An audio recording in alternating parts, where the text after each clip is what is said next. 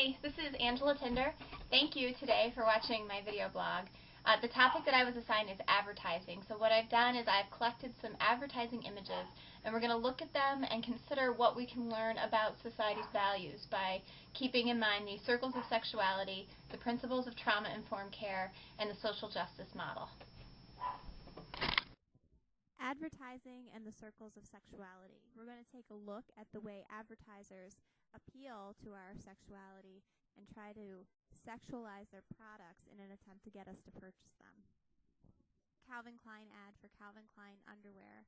And if you look at this ad, you can see what Calvin Klein is doing. He's trying to appeal to our sense of sensuality, our need for physical closeness. Sensuality is basically all the things that make a person feel good.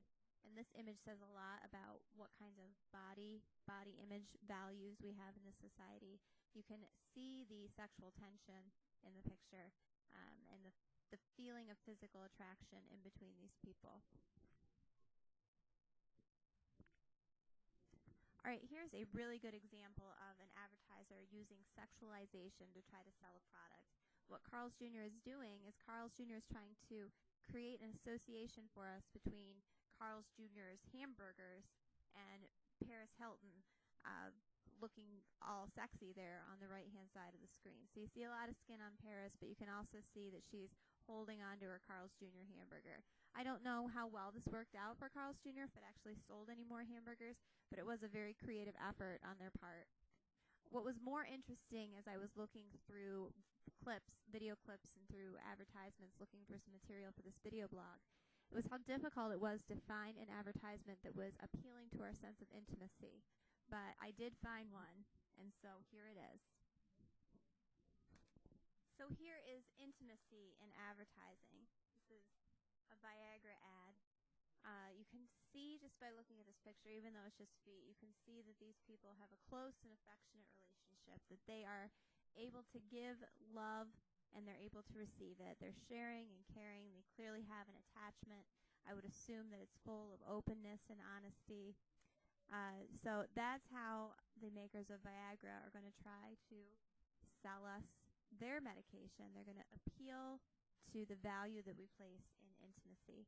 I saw the same thing on the Valtrex commercials. Advertising and trauma-informed care. Trauma-informed care tells us that we need to consider the way our agencies interact with clients from the first moment of contact with the agency. We need to be considerate of the trauma that we know a lot of our clients have in their past. And we need to create a safe environment that gives clients choices, that creates a sense of trustworthiness. We need to collaborate with our clients, and we need to empower them to make their own decisions. So in the context of advertising, I thought we would look at some of the problems with the ways we advertise our human service agencies. Here's an advertisement for a Take Back the Night, kind of an anti-sexual assault program or website. But the imagery on this is not being conscientious of the impact that it could have on a client who walks into an agency with a history of sexual assault. We need to be careful when we advertise these things. If we pick provocative images, we need to be mindful about not re-traumatizing some of the folks that have actually been in those situations.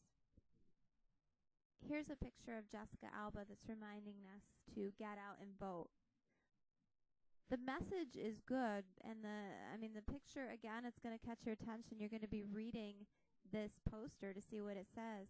But if you look at Jessica, you can see there's tears in her eyes, and she looks scared. And I think that she probably should be scared if she's got duct tape over her mouth and her arms are tied behind her back. And while this image might not be a big deal for a healthy person that doesn't have a history of violent trauma, in a human service agency, we have to remember that lots of the folks walking through the door are going to have been victims of intimate partner violence or have seen violence in their homes or neighborhoods, and this just isn't an appropriate poster to have up. Advertising and social justice. So we know the social justice model tells us that we need to look at all of the social issues, personal, family, community issues that result in the unfair treatment of groups of people based on some shared characteristic. As Professor Spicer put it, that unfair treatment resulting from the isms. Overall, I found that most of the advertisements that I looked at are really pressing social justice and working to include groups that have previously been excluded. Here you can see a homosexual couple on an ad advertising Target's wedding gift registry. Here's a picture that doesn't seem like it should still be a big deal. It doesn't feel like it still is a taboo. This is an African-American man and a white or maybe a Hispanic woman, clearly in some kind of a romantic relationship, and they're photographed here advertising perfume. And biracial couples, I think some people would argue that this isn't a taboo anymore. But what I found is that we can learn a lot from our advertising. So take a look at this picture. Here's the little girl from the Cheerios commercial that we saw during the Super Bowl halftime show. And this little girl, her dad's an African-American man, her mom is a white woman, and they're telling her that there's going to be a new baby brother in the family. And we know from the negative reaction to this commercial that we're still dealing with social injustice and that it's not truly acceptable for a black man and a white woman to start a family.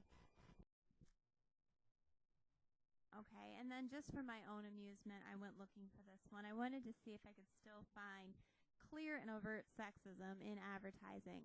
I saw lots of great advertisements from the 1950s and 60s, with women being just amazed at their husband opening the ketchup jars and things like that.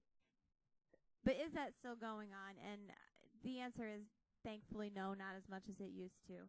But here you go. If you want to wear the pants, you got to wear Dockers. And so Dockers is appealing to the sense of masculinity, I guess, and superiority that men feel when they wear a high-quality pair of khakis.